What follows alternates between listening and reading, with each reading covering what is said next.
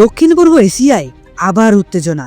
Cambodia ভেঙে ফেলা হয়েছে প্রায় 328 ফুট উচ্চতার ভগবান বিষ্ণুর বিশাল মূর্তি। এই ঘটনাকে ঘিরেই তোলপাড় শুরু হয়েছে গোটা অঞ্চলে। স্থানীয় সূত্র ও কিছু আন্তর্জাতিক রিপোর্ট অনুযায়ী এই ঐতিহাসিক ও ধর্মীয় মূর্তিটি হঠাৎ করে গুঁড়িয়ে দেওয়া হয়। আর এই ঘটনার পেছনে থাইল্যান্ড জড়িত এমন অভিযোগ উঠেছে। কম্বোডিয়ার মানুষদের কাছে এই মূর্তিটি শুধুমাত্র একটি ধর্মীয় প্রতীক নয়, এটি ছিল তাদের সংস্কৃতি, ইতিহাস এবং বিশ্বাসের অংশ। মূর্তিটি ধ্বংসের খবর ছড়িয়ে পড়তেই সাধারণ মানুষের মধ্যে ক্ষোভ ও প্রতিবাদের আগুন ছড়িয়ে পড়ে। অন্যদিকে এই অভিযোগ নিয়ে এখনো পর্যন্ত থাইল্যান্ডের পক্ষ থেকে আনুষ্ঠানিকভাবে স্পষ্ট স্বীকারোক্তি আসেনি, যেখানে দেখা যায় একটি জিসিবির দ্বারা শ্রী বিষ্ণুর মূর্তিটিকে ভেঙে ফেলা হচ্ছে। সূত্র অনুযায়ী জানা যায় 2014 সালে কম্বোডিয়ার একটি মন্দিরে ওই বিষ্ণু মূর্তিটিকে স্থাপন করা হয়েছিল। 328 ফুট উচ্চতার মূর্তিটি যে এলাকায় রয়েছে সেটির কাছেই থাইল্যান্ডের সীমান্ত। এক বিবৃতিতে কম্বোডিয়ান মন্দির কর্তৃপক্ষ জানিয়েছে, আমরা বৌদ্ধ ও হিন্দুবাসীদের পূজিত প্রাচীন মন্দির এবং মূর্তির ধ্বংসের তীব্র নিন্দা করছি। আর সবচেয়ে লজ্জার বিষয় কি জানেন?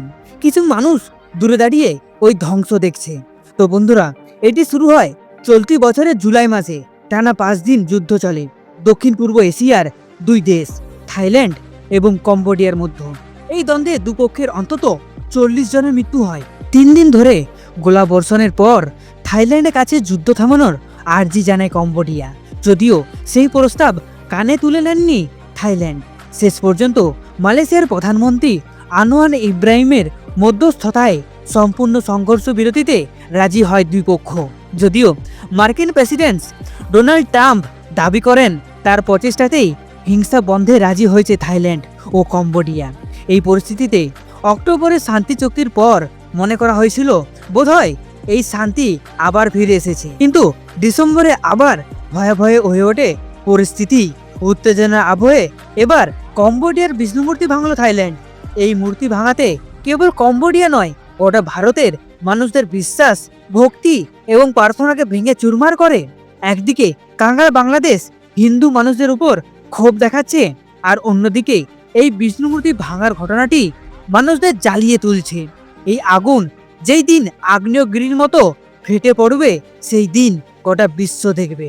তো তোমাদের কি মতামত আমাকে কমেন্ট সেকশনে জানাবে।